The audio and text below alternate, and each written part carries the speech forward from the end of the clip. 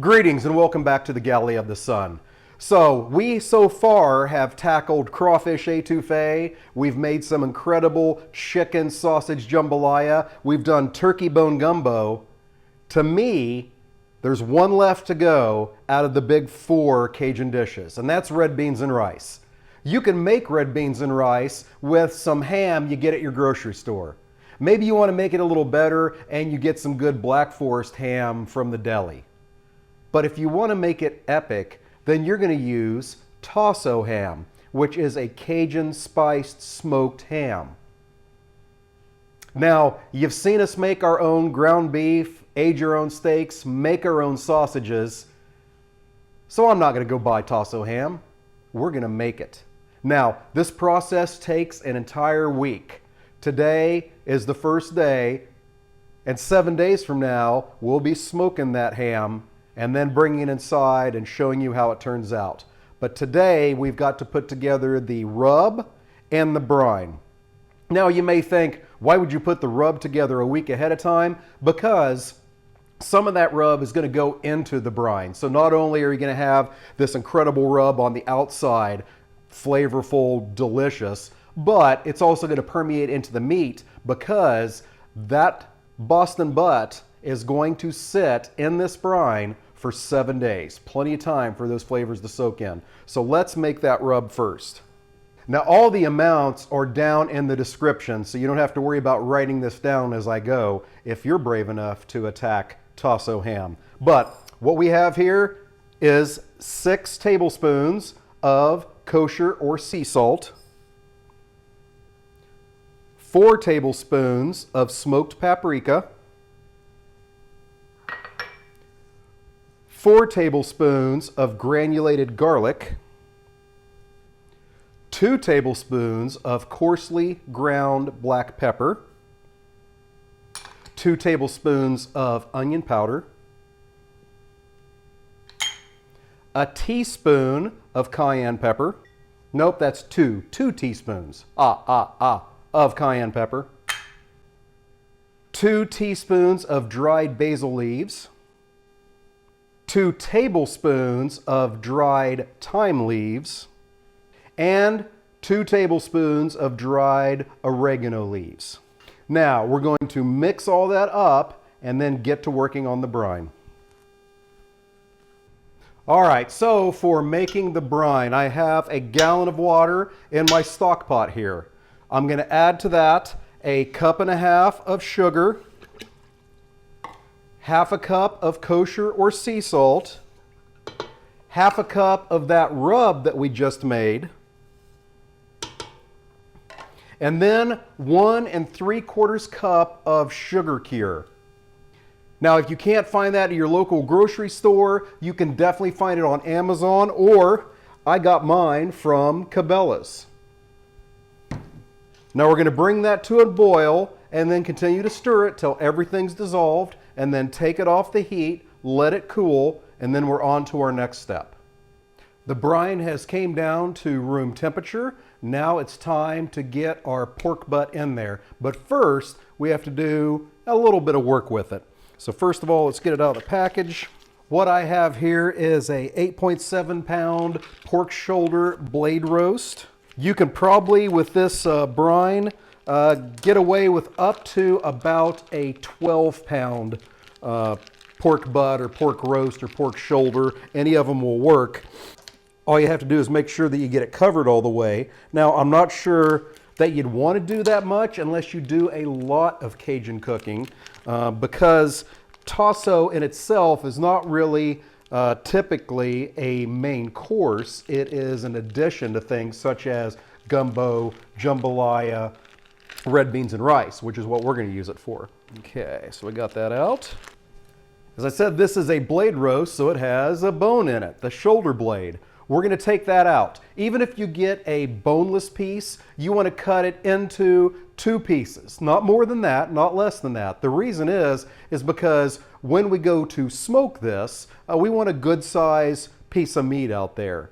However, we do want to cut it in half to give some more surface area for that brine to penetrate into and for that rub to be on. So we're going to do our best to get that bone out and keep this into 2 pieces. There's the blade right there. So, stay. Okay, I'm gonna go right along the side of that blade.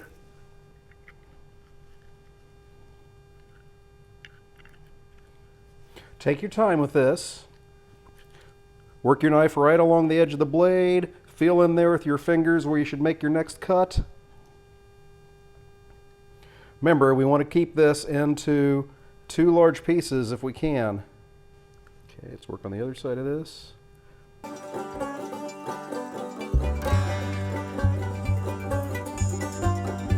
There we go, got the bone out. Now let's take a look at this and see how we can cut it.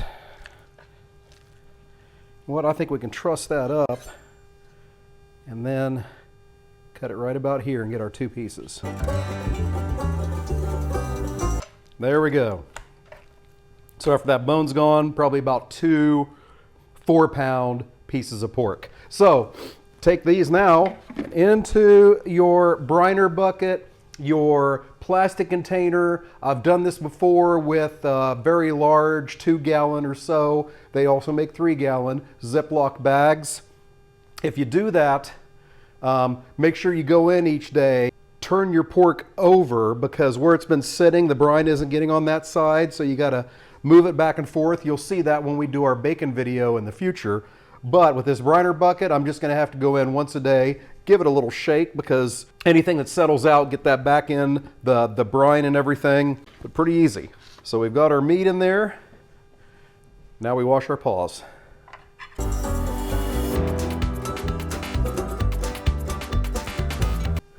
Before we pour the brine in there, one last quick stir. Okay, and then on it goes. Oh, this brine just smells incredible. You want to make sure you get your pork covered. Now, if you're doing this in a large plastic container, what you're going to want to do is like put a plate on top of it to keep that pork submerged the whole time. If you have a cool briner bucket like this, I've got this plate right here, and there are these tabs that go along the bucket. So I'm going to put this in there and then twist it, and that's going to keep the pork submerged the whole time. And there we go. Get the lid on, get this in the refrigerator. Every day, go in there, give it a little bit of agitation, so don't fill it too full if you have one of these. And then we'll see you in 7 days, and it'll be time to smoke this puppy.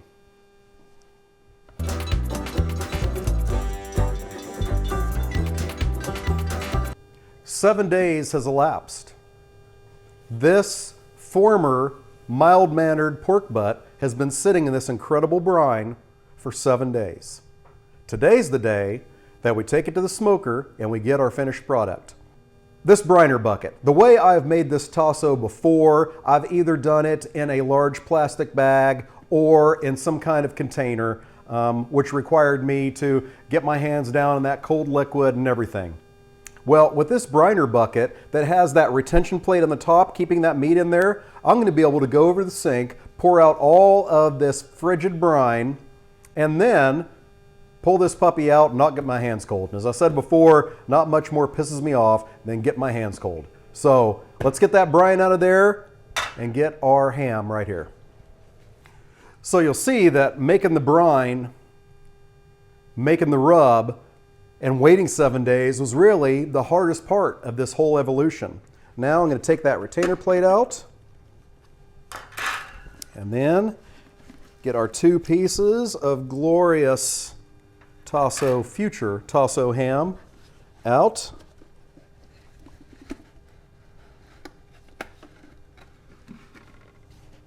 Looking good.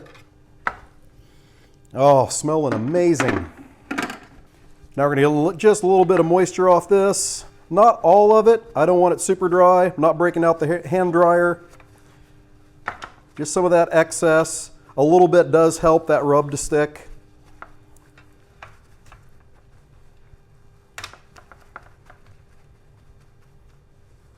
And I've just got it on the on a rack here on a baking dish, just so it can dry out on that bottom, so it's not sitting in liquid.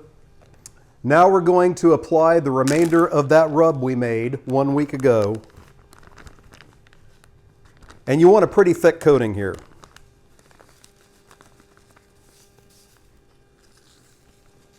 Get every side.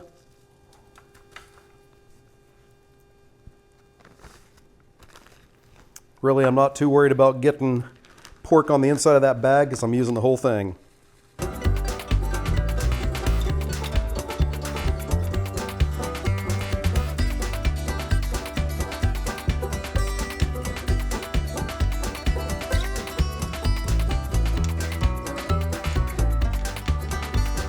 So in my smoker right now, I've got cherry wood pellets, and that smoker is heating to 210 degrees.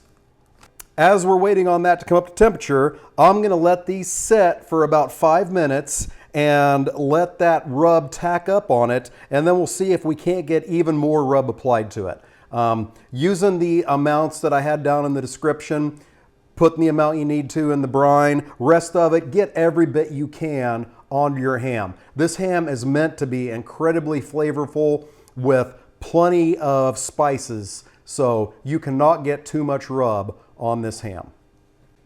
All right, we've given it a few minutes. That rub is tacked up a bit. We'll see if we can't get some more on here.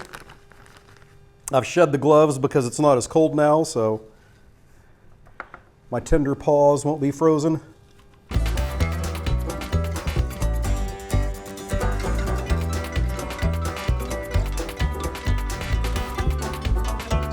Okay, I got it together. Well, my hands are still yucky. I'm going to take my wireless meter probes, get those into the center of each one of these. So we're going to put them on the smoker, set at 210 degrees. As I said, I'm using cherry wood pellets. Apple wood would work very well, pecan, just something that goes well with pork. And typically that is a fruit wood. I realize pecans aren't fruit, but it also works. Okay, and we're going to cook these until they hit an internal temperature of 185. That is going to take a while. It's going to take hours, but that's just fine. It's worth it. Okay, these are both going on the top shelf over nearest the chimney because that's where they're going to get the most and best smoke. Put that one on there. Put his buddy right next to him. There we go. It's all done but the waiting. If you're liking what you're seeing, make sure you hit the like button. That's why they made it. Also, there's a subscribe button. Hit that thing. You'll be alerted when we release each one of our episodes. What is your favorite Cajun dish? Do you use Tasso ham? What do you use it in? Do you do your Tasso ham different? Put that down in the comments. We'd love to hear about it. So it has been about 11 hours. That Tasso ham has been on the smoker at 210 degrees. Now it's at an internal temperature of 185. It's time to bring it in. Now it's dark out there, so the easiest way to get that ham off of there is with my paws. But I don't want to burn my paws. So we're going to put on some cotton liners. You can see they're a little dirty. I've already had to rotate the hams at about, I don't know, the 7-hour point or so, just to make sure that their temperatures stayed the same. So over that, we'll put some nitrile gloves.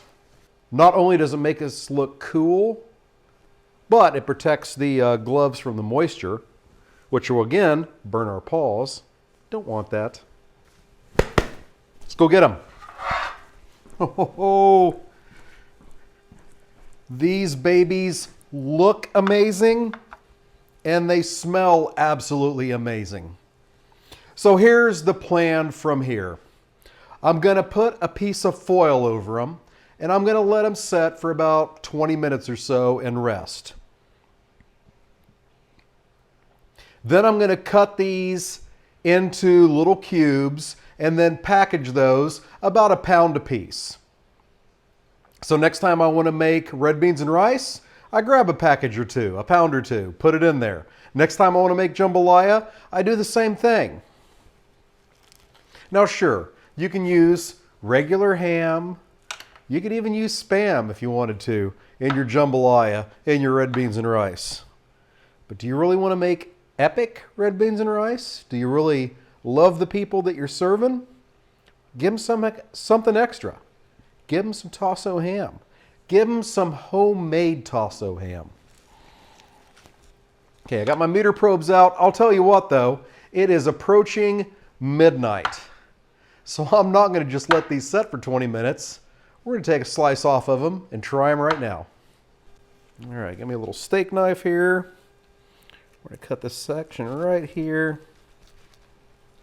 Oh, the bark is so good and crunchy, and it smells delicious. Oh, take a look at that incredible, moist, succulent ham. Tasso ham. Oh. Mmm. Mmm.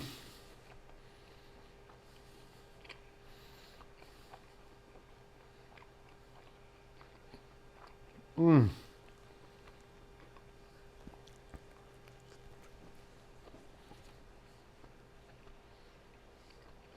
So we made the rub. We made the brine. These set for 7 days. Then we pulled it out. We put the rub on it. Then we smoked it for 10, 11 hours. You may think that's a lot of work. I am here to tell you it was worth every bit of it.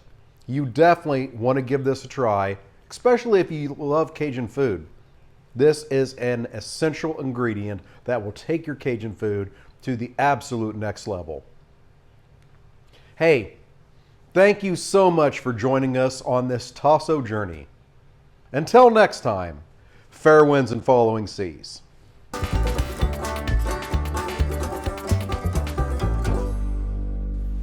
Oh my God, that was fantastic. Incredible.